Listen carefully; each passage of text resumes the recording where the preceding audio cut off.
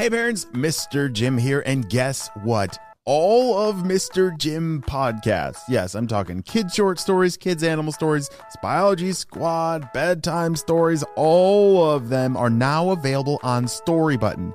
Storybutton is my invention that I invented to make it easier for kids to listen to podcasts, their favorite stories, off of screens. Parents, you know how it goes of putting kids to bed, maybe having to use your phone or an iPad to listen to stories. Well, we want to put that to an end and make it easier for you all to listen to audio stories off of a screen. Storybutton is a device that connects to your internet to freely access all of the great kids podcasts available in our library. Go to storybutton.com to learn more. And when you order today, you can save $20 and get free shipping at storybutton.com.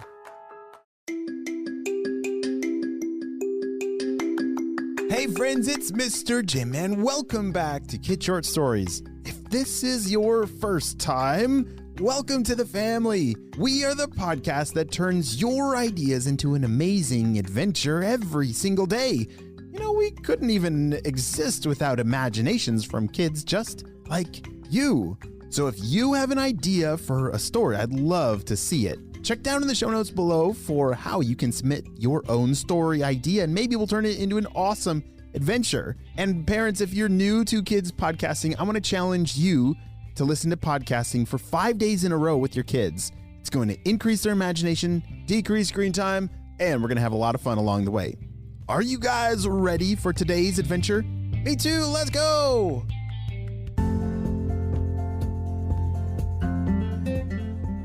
Hello, thank you for calling Clowns, where you hire us to clown around. Yes, hi, I'd like to hire a clown for my son Maddie's 6th birthday. Maddie's dad replied.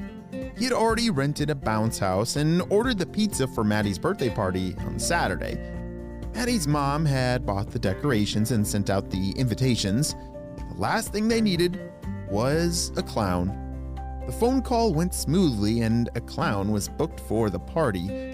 What Maddie's parents did not do, however, is read the fine print on the website. You know, the tiny little words where they sneak in things, and yes, clowns had clowns. Clown robots, that is. And they had no idea what a problem this mistake would turn out to be. On Saturday, all of Maddie's friends had arrived for his party.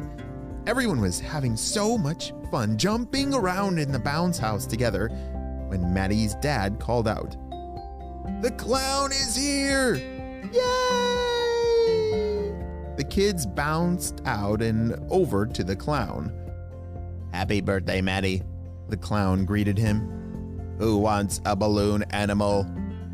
All the kids cheered and began jumping up and down. Jenny accidentally bumped the table in her excitement, causing the lemonade pitcher to topple over and splash the clown. Sparks flew out of the clown's pants in response. "Cool," said the kids, thinking it was some sort of magic trick. "Do it again." The clown shook quickly, but then smiled and looked at Maddie like nothing happened. "What balloon animal would you like?" it asked. "A dog," Maddie shouted. The clown moved quickly, flailing its arms around while it twisted and tied balloons together.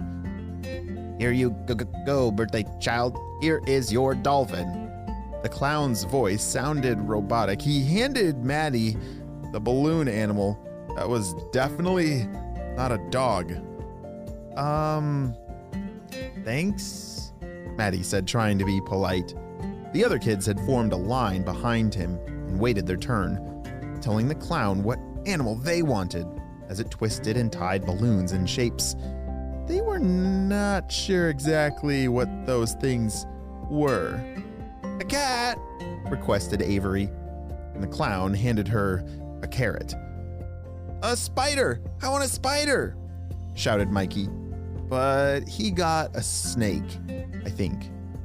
A bird balloon became a bagel, a walrus came out as a washing machine, On and on it went until all the children had balloons and they were all holding them and were very confused. The clown was smiling at Maddie, not moving. Are you okay, Mr. Clown? Asked Maddie. Beep, beep, beep, beep, beep, beep, beep, beep, beep. The clown began doing robot arms and spinning in circles. When it bumped into the table, it seemed to snap out of it. Turning around, the clown asked, who's ready for a magic trick? The clown asked Peyton to pick a card. She did not show anyone and added it back to the pile. Now the clown was gonna have to find her card and show everyone. Is this your card? No, responded Peyton, so the clown picked out another card from the deck. Is this your card? The clown said, holding up another, but still wrong. Is this your card? Asked the clown again. This time it wasn't even holding a card. It was holding a soccer ball. The kids all clapped awkwardly, not sure what to do. The clown continued with its magic routine, this time holding out a top hat. I will now attempt to pull out a rabbit out of this hat, the clown announced.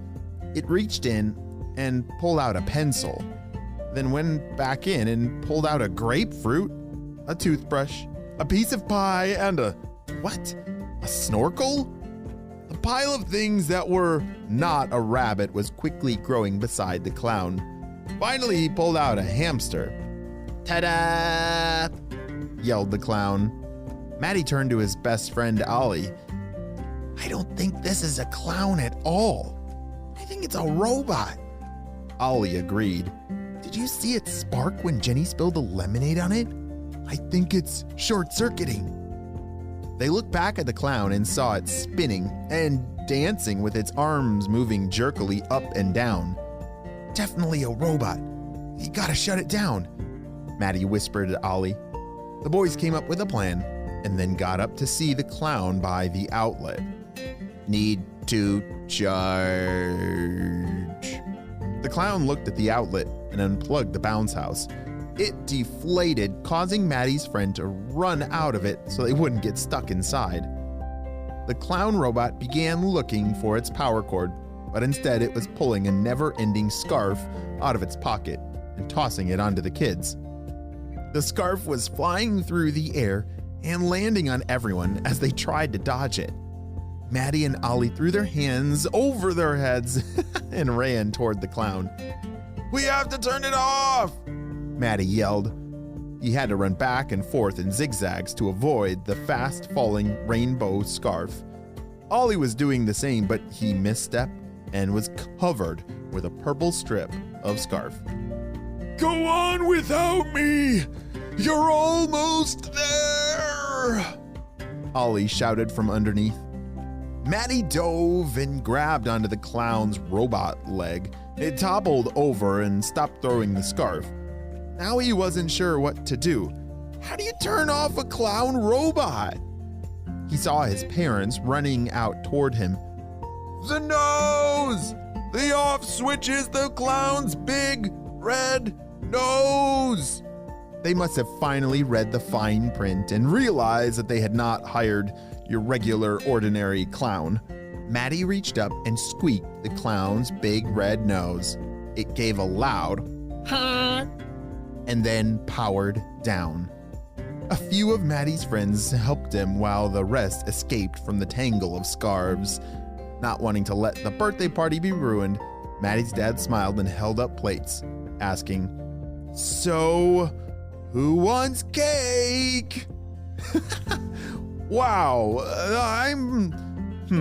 I think the next time we have any parties, I'm gonna have to read that fine print and make sure we don't get any robot clowns around here. How about you? That was pretty wild, but I hope they have some delicious cake. The end. Great job, you listened all the way to the end, and you know what time it is. It's time for Kid Shout Outs. I want to say hey to Felix and Graham from New Hampshire, Lily from Washington, Owen from Calgary, Noah from Australia, Louie from Taiwan, Kobe from British Columbia, and James from Nebraska. I'm so glad that you're all on our Kid Short Stories family. We could not have this much fun with imagination without you, my friends. Well, you have a super duper day, and I'll see you on our next adventure. Bye!